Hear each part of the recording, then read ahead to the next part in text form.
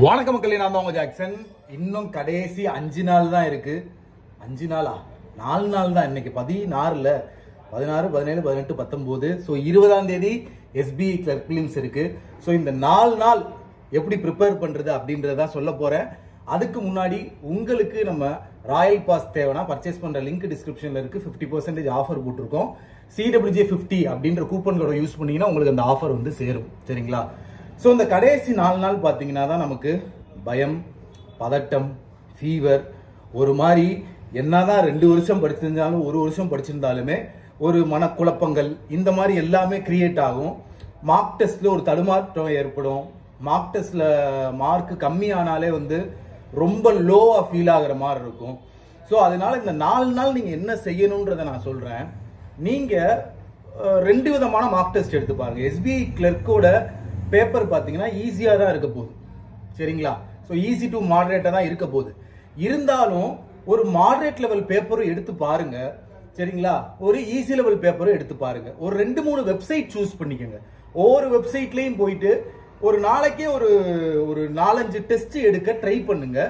நீங்க எந்த இடத்துல வந்து லோவா ஃபீல் பண்றீங்களோ அப்போ வந்து ஈஸி லெவல் டெஸ்ட் எடுத்துடணும். ஏதாவது வெப்சைட்ல போயிட்டு நம்ம கிராக் வித் ஜாக்லயே கூட ஈஸி லெவல் டெஸ்ட்டை போட்டுருணும். அப்போ உங்களுக்கே ஒரு பூஸ்ட் அப் கிடைக்கும்.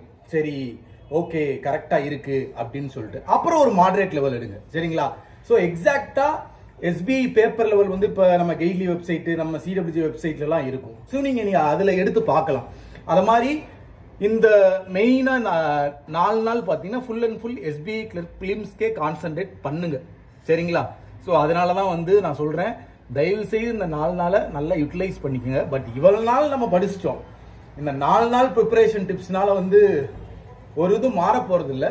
பட் நான் என்ன செய்யணும்னு சொல்றேன். நீங்க டவுன் ஆகும்போது ஒரு ஃபயரை ஏத்தணும். அப்ப ஈஸியான ஒரு மார்க் டெஸ்ட்டை எடுத்து பார்க்கணும். தயவு செய்து ஒவ்வொரு மார்க் டெஸ்ட் நீங்க எடுக்கிறதையுமே அனலைசிஸ் பண்ணுங்க. அதுல என்ன தப்பு பண்றீங்கன்னு பாருங்க. நிறைய பேர்லாம் என்ன செய்வாங்கன்னு பாத்தீங்கன்னா, மார்க் டெஸ்ட்லாம் மார்க் சூப்பரா வாங்குவாங்க. ஆனா ரியல் எக்ஸாம்ல போய் கோட்டை விட்டுருவாங்க. ஏதாவது பயம் வந்து பதட்டம் வந்து தப்பு விட்டுருவாங்க.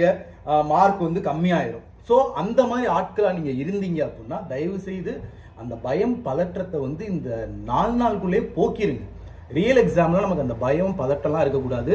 வெற்றி அடைஞ்சே ஆகணும் அப்படின்னு மட்டும்தான் இருக்கணும். ஸோ இதை தான் உங்கள்கிட்ட சொல்லணும்னு நினைச்சேன். உங்களிருந்து விடைபெறுது உங்கள் ஜாக்சன்.